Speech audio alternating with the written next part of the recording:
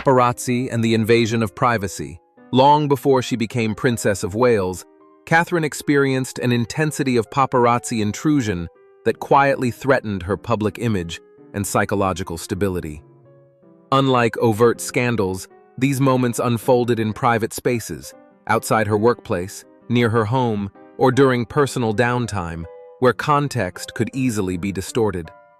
Photographers followed her relentlessly, often capturing images designed to provoke narratives of vulnerability, exhaustion, or emotional instability. One of the greatest risks posed by paparazzi was not exposure itself, but misinterpretation. A single photograph of Catherine looking tense, distracted, or fatigued could be framed as unhappiness, resentment, or weakness. In a media environment eager for cracks in royal composure, such images carried reputational danger. The public rarely saw how carefully these photos were selected and contextualized to suggest inner turmoil. What prevented image damage was not confrontation, but containment. Legal action was taken quietly in extreme cases, particularly when photographers crossed into private property or used long-range lenses. More often, however, the response was strategic silence. Catherine did not react publicly, denying tabloids the emotional escalation they sought. The royal household also adjusted her exposure, limiting unscheduled appearances and restructuring routines. This behind-the-scenes management ensured that intrusive images never accumulated into a coherent negative narrative. In retrospect, Catherine came dangerously close to being framed as overwhelmed or fragile, a storyline the media had used before. That it never solidified speaks less to luck and more to disciplined restraint, legal boundaries, and a refusal to perform distress for public consumption. Controversial wardrobe incidents. Several wardrobe incidents posed genuine risks to Catherine's carefully cultivated image, yet none escalated into lasting controversy.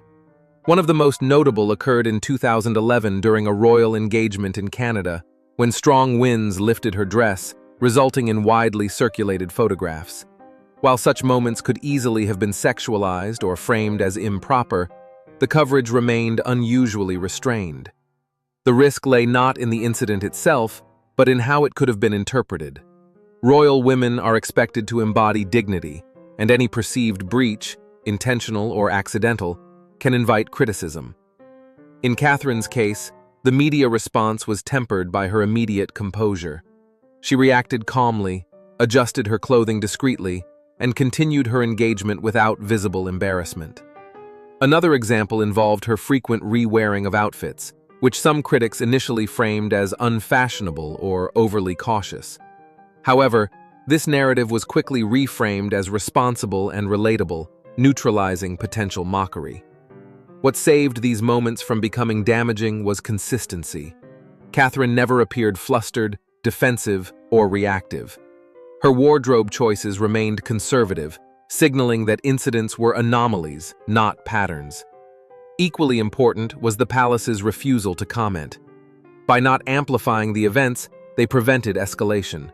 These incidents demonstrate how easily image erosion could occur, and how discipline, timing, and non-response quietly preserved her reputation. Rumors and negative speculation. Perhaps the most significant unseen threats to Catherine's image came not from events, but from rumors. Over the years, speculation regarding her health, marriage, or emotional well-being periodically surfaced, often fueled by prolonged absences or limited appearances. One example involved periods when she reduced public engagements due to severe pregnancy-related illness. Tabloids speculated about marital strain or institutional tension. Another recurring rumor cycle revolved around alleged rivalry within the royal family.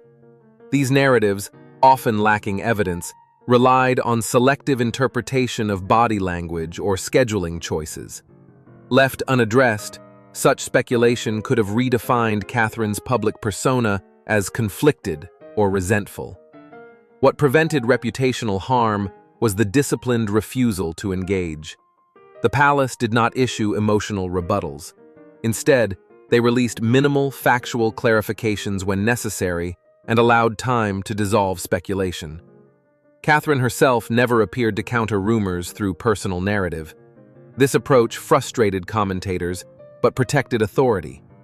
By refusing to legitimize rumor through response, the institution preserved hierarchy. Speculation existed outside, never inside, official discourse. These moments highlight how fragile royal image management can be. Catherine's reputation survived not because rumors were harmless, but because they were systematically starved of oxygen. How the media ultimately managed the narrative. The final layer of protection came from selective media management. Not all outlets were treated equally. Trusted journalists received controlled access, while unreliable sources were excluded.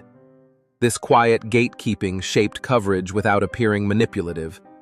Over time, Catherine's predictability worked in her favor. Media outlets learned that sensational framing would not be rewarded with response, access, or follow-up.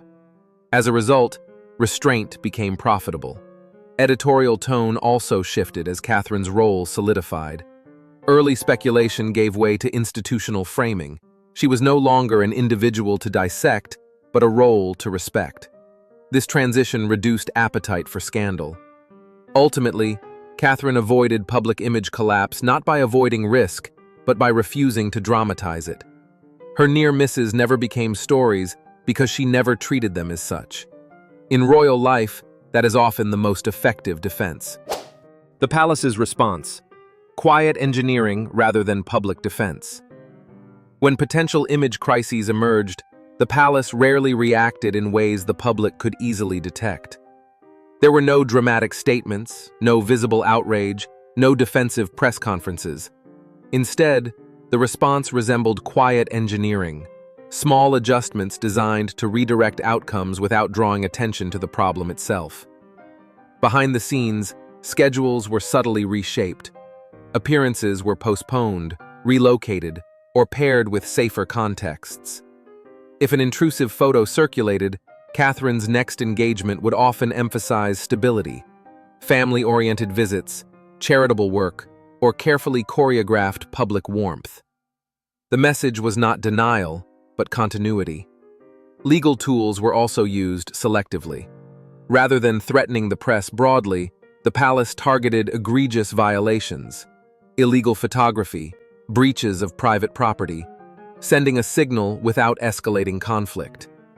This precision mattered. Overreaction would have suggested vulnerability.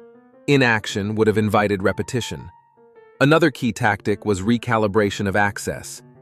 Journalists who respected boundaries were quietly favored. Those who pushed hostile narratives found doors closing. This was not censorship, but incentive management. In royal media relations, access is currency.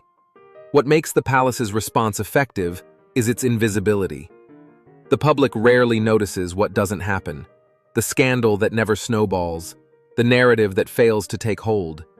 Catherine's image survived not because crises were absent, but because institutional reflexes neutralized them before they could mature. This approach reflects a monarchy that learned from past trauma. After Diana, the goal was no longer to win headlines, but to prevent emotional escalation. The palace's response strategy was not reactive damage control, it was anticipatory containment. Calculated silence, turning drama into a dead end.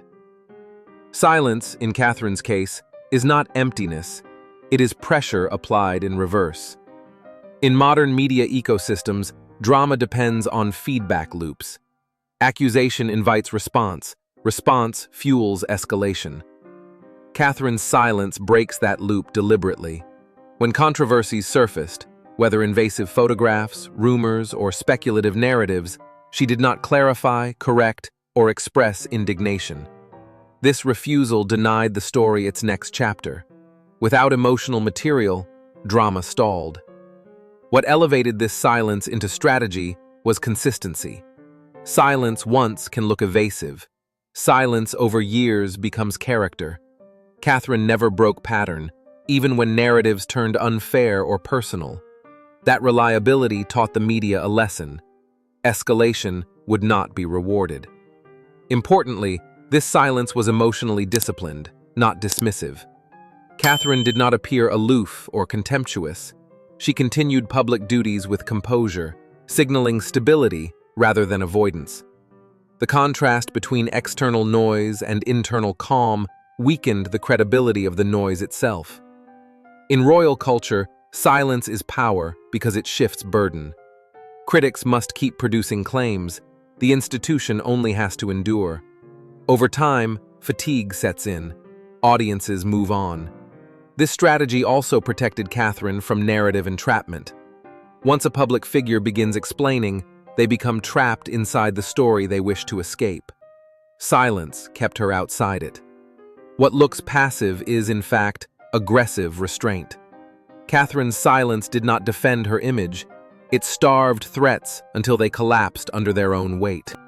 The timing of speaking, silence as a chess opening, speech as the endgame. In Catherine's public life, speech is rare and precisely timed.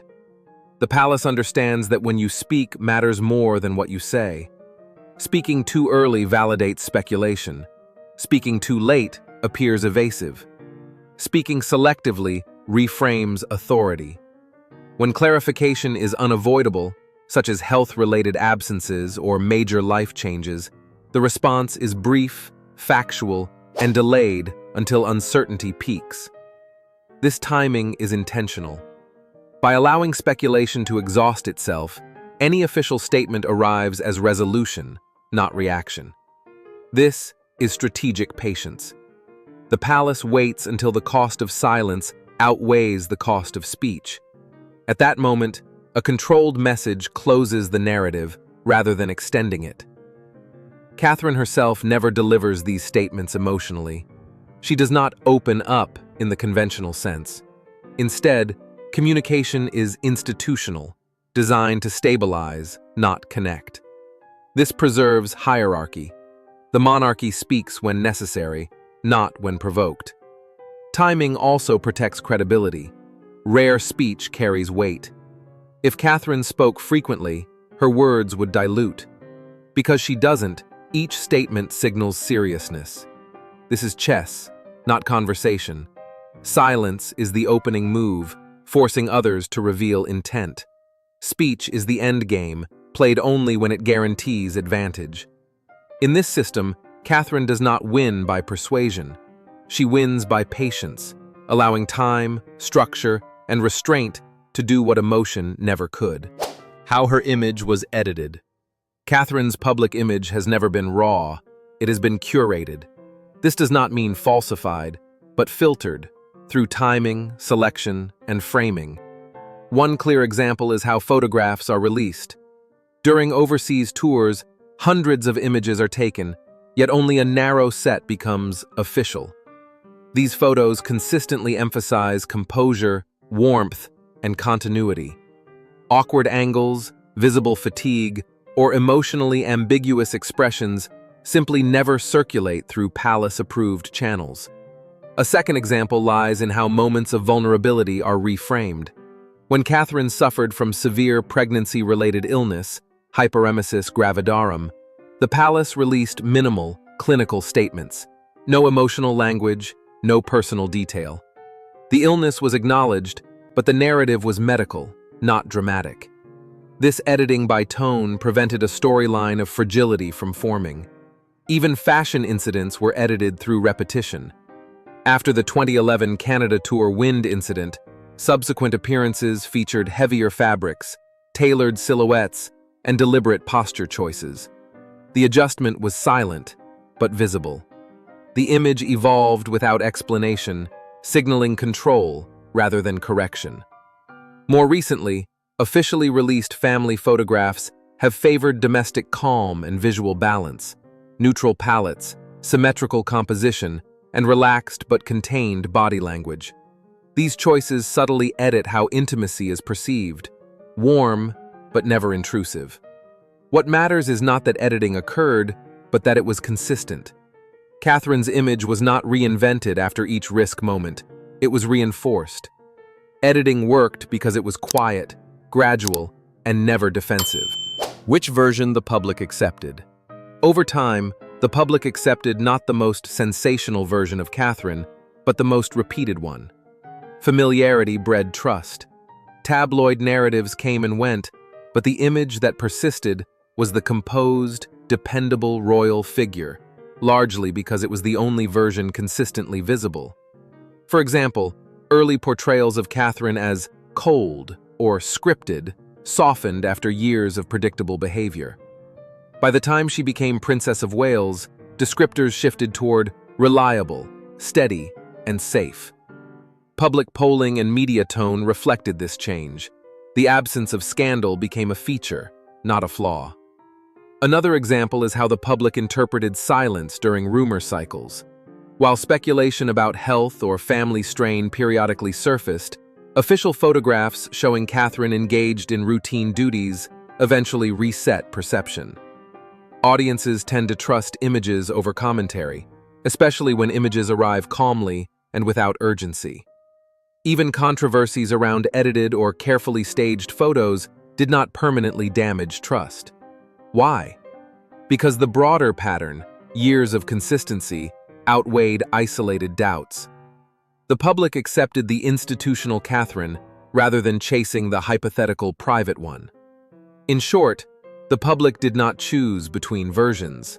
It absorbed the version it saw most often. Repetition, not persuasion, determined credibility. Lessons from small crises. The greatest lesson from Catherine's near misses is that small crises are only dangerous when they are allowed to grow. Each moment, an intrusive photo, a rumor, a misinterpreted absence, could have escalated. None did, because escalation was never met with emotion. Another lesson is that correction is overrated. The palace rarely fixed narratives directly. Instead, it diluted them with time and routine. Normalcy, repeated often enough, erodes speculation faster than rebuttal. A third lesson lies in discipline. Image protection requires consistency across years, not clever responses in moments. Catherine's survival strategy depended on never breaking pattern, even when doing so might have felt personally justified. Finally, these crises reveal a hard truth. Public figures do not control what is said about them, but they can control what lasts. Catherine's image endured because it was stable enough to outlive noise. In monarchy, crises are inevitable. Reputation is not built by avoiding them, but by ensuring they never define the story.